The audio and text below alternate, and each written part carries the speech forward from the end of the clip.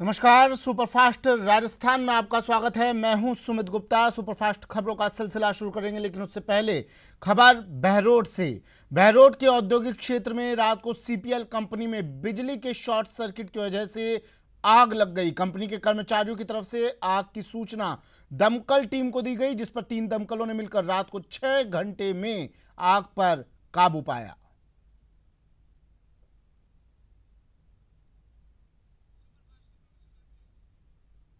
चलिए शुरू करते हैं अब सुपरफास्ट खबरों का सिलसिला।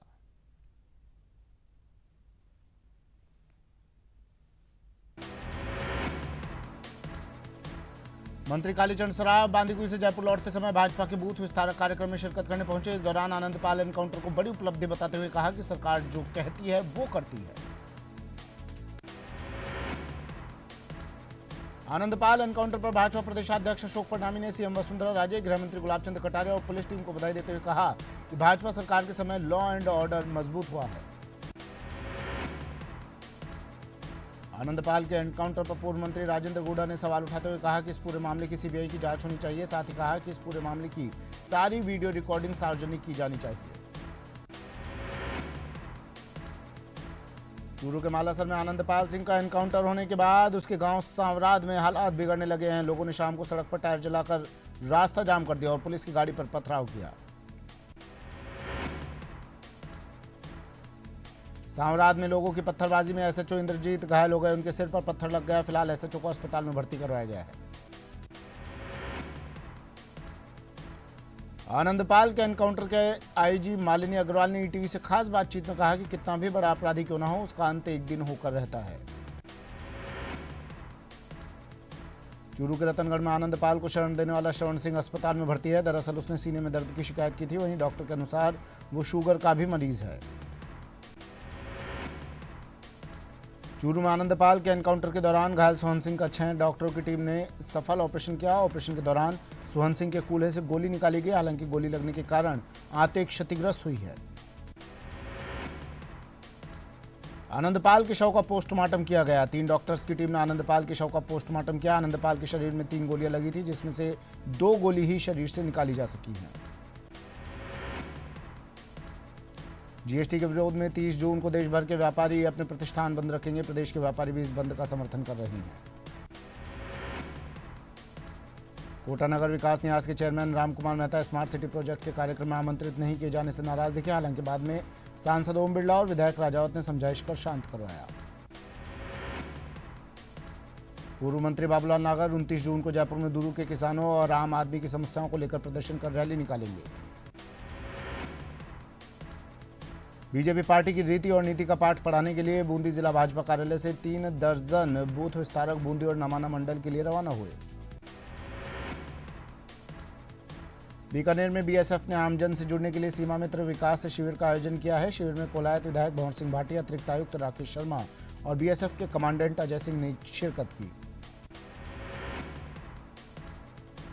भाजपा सांसद ओम बिरला ने पर्यावरण संरक्षण का संदेश देने के लिए साइकिल की सवारी की। साथ ही अमृत मिशन की दूसरी वर्षगांठ पर आयोजित रैली को शक्तिनगर से हरी झंडी दिखाकर रवाना किया। उदयपुर में स्मार्ट सिटी के 2 साल पूरे होने पर नगर निगम की ओर से दूसरे चरण के विकास कार्यों की शुरुआत की गई। इसको लेकर आयोजित कार्यक्रम में गृह मंत्री गुलाबचंद कटारिया ने करीब 300 करोड़ के कार्यों का शिलान्यास किया। भीलवाड़ा के हरि सेवा धाम में आराध्य गुरुओं के निमित्त चल रहे वार्षिकोत्सव में शिक्षा मंत्री वासुदेव देवनानी ने शिरकत की। कोटा में नगर निगम की ओर से स्मार्ट सिटी प्रोजेक्ट और अमृत योजना के तहत करवाए गए कार्यों का लोकार्पण समारोह आयोजित किया गया। कार्यक्रम में बतौर मुख्य अतिथि सांसद लूणी विधानसभा क्षेत्र के नारनाड़ी ग्राम पंचायत में बूथ कार्यकर्ताओं की प्रशिक्षण कार्यशाला आयोजित की गई, जिसमें विस्तारकों को बूथ स्तर तक सरकारी योजनाओं को पहुंचाने की बात कही गई। और बड़ी खबर इस वक्त की बहरोड से। बहरोड के औद्योगिक क्षेत्र में रात को सीपीएल कंपनी में बिजली के शॉर्ट सर्किट की वजह से आग लग गई। कंपनी के कर्मचारियों की तरफ से आग की सूचना दमकल की टीम को दी गई, जिसके बाद 3 दमकलों ने मिलकर रात को 6 घंटे में आग पर काबू पाया। तो बड़ी खबर इस वक्त की बहरोड से। आग शॉर्ट सर्किट के बाद लगी आग। सीपीएल केमिकल फैक्ट्री में आग लगी, जिसके बाद दमकल को सूचना दी गई। फायर ब्रिगेड को सूचना दी गई। 6 घंटे में इस आग पर काबू पाया गया। 3 दमकलों ने रात भर कड़ी मशक्कत की। काफी मशक्कत के बाद इस आग पर काबू पा लिया गया। बड़ी खबर इस वक्त की बहरोड से। सीपीएल केमिकल फैक्ट्री में लगी आग का कारण शॉर्ट सर्किट बताया जा रहा है। 6 घंटों में आग पर काबू पाया गया। आग लगने की सूचना मिलते ही दमकल को फोन किया गया। दमकल को इसकी सूचना दी गई। 3 दमकल मौके पर पहुंची और करीब 6 घंटे की कड़ी मशक्कत के बाद इस आग पर काबू पा लिया गया। हालांकि अब तक ये खुलासा नहीं हुआ है कि कितना नुकसान हुआ है इस आग लगने से, लेकिन आग काफी भयानक थी और कारण बताया जा रहा है शॉर्ट सर्किट। अंदाजा लगा सकते हैं आग की भीषणता का। शॉर्ट सर्किट की वजह से आग ने इसे अपने आगोश में ले लिया। 3 दमकलों ने इसके बाद आग पर काबू पाया।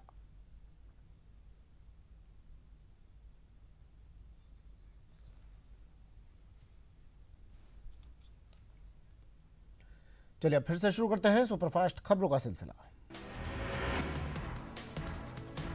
जयपुर के कांग्रेसी पार्षदों ने नगर निगम के खिलाफ मोर्चा खोलने को लेकर बैठक की। बैठक में कांग्रेस ने नगर निगम द्वारा डस्टबिन को लेकर चलाए जा रहे अभियान पर भी सवाल खड़े किए। नरेना के गौरीशंकर तालाब में सफाई अभियान का आयोजन किया गया। इस अवसर पर बड़ी संख्या में ग्रामीण और फुलेरा विधायक निर्मल कुमावत ने भी शिरकत की। दौसा में ठेकेदार से 60,000 रुपए की सेवा शुल्क वसूलने वाले लवाण सीएचसी प्रभारी सुरेश चौधरी को राशि विधायक पड़ी। प्रदेश में अपनी जगह तलाशने के लिए आम आदमी पार्टी भी पूरा दमखम लगाने की तैयारी में है। इसी सिलसिले में आप कार्यकर्ताओं का यहां सम्मेलन रखा गया और जिलेवार सभी लोगों के साथ कुमारूश्वास चर्चा करेंगे।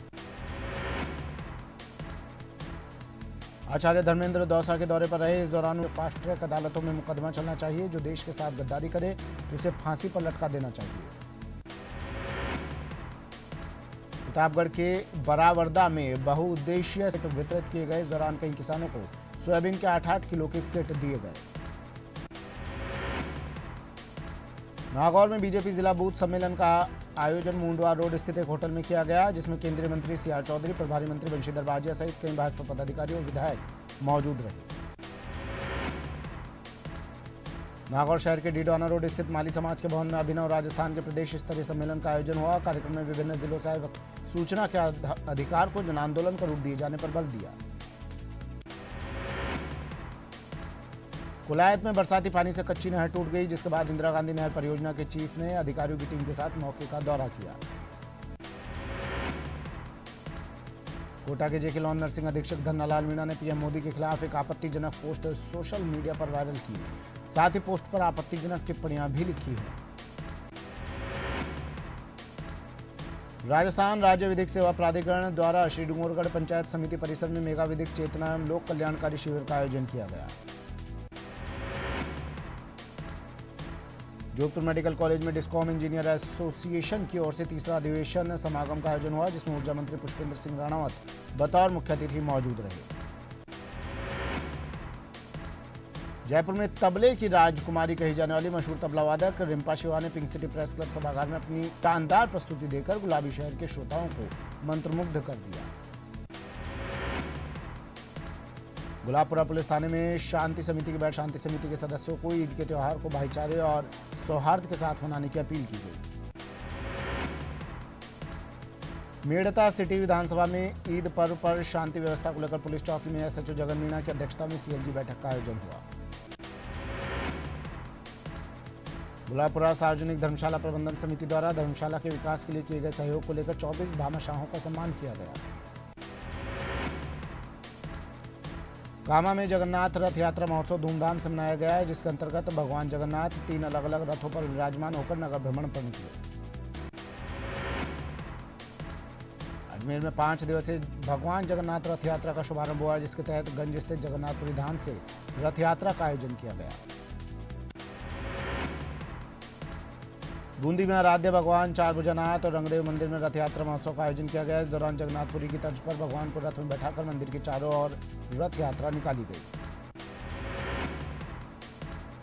बूंदी में रैगर समाज के लोगों द्वारा भगवान रामदेव की भव्य शोभा यात्रा निकाली गई। ऊंट घोड़ों के साथ निकाली गई शोभा यात्रा शहर के मुख्य मार्गों से होते हुए वापस रैगर मोहल्ले में पहुंचकर संपन्न हुई।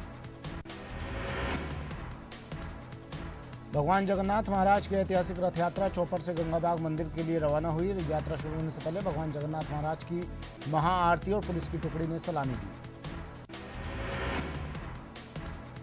जोधपुर के मधुबन हाउसिंग बोर्ड में भगवान जगन्नाथ यात्रा निकाली गई। ये यात्रा मधुकेश्वर महादेव मंदिर से लेकर मधुबन क्षेत्र में भ्रमण करते हुए मंदिर पहुंची। जगन्नाथ यात्रा का यह 6वां साल था।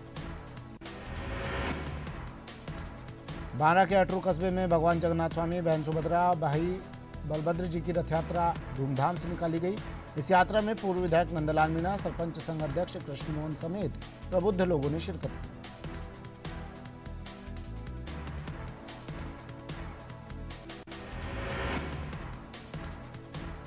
उदयपुर में पारंपरिक अंदाज में भगवान जगन्नाथ द्वारे द्वारे दर्शन देने नगर भ्रमण पर निकले। भगवान जगन्नाथ के रजत रथ को दूल्हे की तरह सजाया गया। वहीं भगवान का श्रृंगार भी मनमोहक लग रहा था।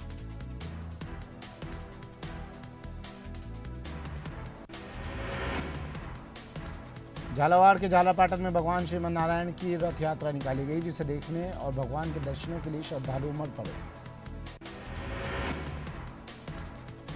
अजमेर में असम के पूर्व राज्यपाल स्वर्गीय शिवचरण माथुर की जिला कांग्रेस कार्यालय में 8वीं पुण्यतिथि मनाई गई, जिसमें माथुर की प्रतिमा पर पुष्प अर्पित कर उन्हें श्रद्धांजलि दी गई।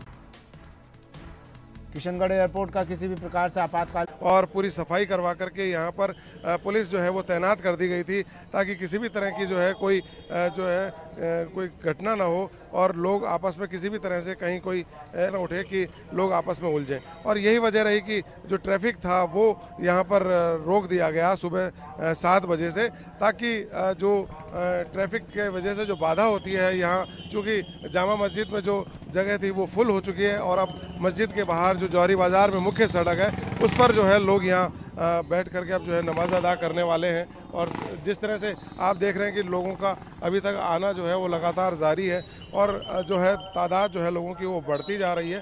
तो ऐसे में ये ज़रूरी था कि जिला प्रशासन और पुलिस प्रशासन जो है वो पूरी तैयारी पहले से रखे। मेरे साथ में जो अरबाज है मैं उनसे भी जानना चाहूँगा। अरबाज, ये जो तैयारियों का जो रहता है पूरा, क्या रहता है इसमें जिला प्रशासन और पुलिस प्रशासन? जी बिल्कुल, जैसे ही ईद की जो है ऐलान होता है, ईद का यहाँ पर हिलाल कमेटी बाकायदा बैठती है जामा मस्जिद के अंदर। वो शाम को कल चांद देखने के बाद में ऐलान कर दिया गया था और ऐलान के जैसे ही बाद में जिला प्रशासन, पुलिस प्रशासन, जो ट्रैफिक है पुलिस, उनको और नगर निगम को जो है यहाँ से पत्र जारी कर दिया जाता है। फिर वहाँ पर बाकायदा सुबह जो है सफाई व्यवस्था कर दी जाती है, जहाँ नमाजी नमाज अदा करते हैं। पुलिस बाकायदा ट्रैफिक का मैनेजमेंट करती है, जो है रूट पूरी तरह से बंद कर दिया जाता है। सुरक्षा व्यवस्था का खास तौर पर पूरा ख्याल रखा जाता है। यहाँ पर पुलिस मुस्तैदी से यहाँ पर मौजूद रहती है और जो तमाम जो डिपार्टमेंट है, खास तौर पर पानी से लेकर के बिजली से लेकर के, उन्हें अलर्ट कर दिया जाता है कि बुनियादी ज़रूरतों के मामले में, सफाई के मामले में किसी तरह की कोई परेशानी, कोई दिक्कत यहाँ पर पेश ना आए। जो तमाम चीज़ों के माकूल इंतजाम हैं और काफ़ी बेहतर तरीके से यहाँ पर जो है नमाज के लिए नमाजी पहुँच रहे हैं। और आज खास तौर पर मैं पिछले कुछ सालों के मुकाबले बताना चाहूँगा, काफ़ी तादाद में नमाजी आए और काफ़ी आगे तक कतारें भरी हुई है। जो जामा मस्जिद में नमाज अदा की जाती है उसमें बहुत इतनी ज़्यादा तादाद नहीं होती है अमूमन, लेकिन आज तादाद में काफ़ी इजाफा हुआ है और उम्मीद की जानी चाहिए काफी बड़ी संख्या में लोग पहुंचे हैं। सैकड़ों की संख्या में जामा मस्जिद पहुंच रहे हैं मुस्लिम भाई, नमाजी। और अब कुछ ही देर में 7:30 बजे 7:30 पर नमाज अता करवाई जाएगी। ईद उल फितर के पर्व की मुख्यमंत्री वसुंधरा राजे ने भी मुबारकबाद दी है।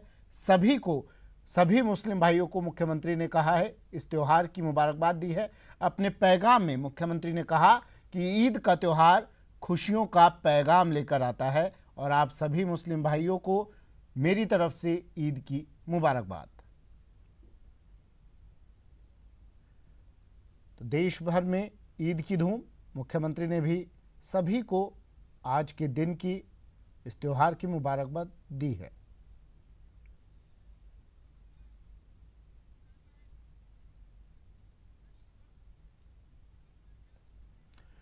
ईद की पूर्व संध्या पर रविवार को हनुमानगढ़ जिले के नवा गांव में पीर नादिर शाह की दरगाह पर मुस्लिम समुदाय ने गाय को माला पहनाकर गुड़, लड्डू, रोटी और हरा चारा खिलाकर अपने रोजे खोले।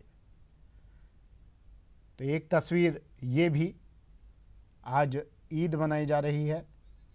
गाय को गुड़ खिलाकर, माला पहनाकर अपने रोजे यहां खोले।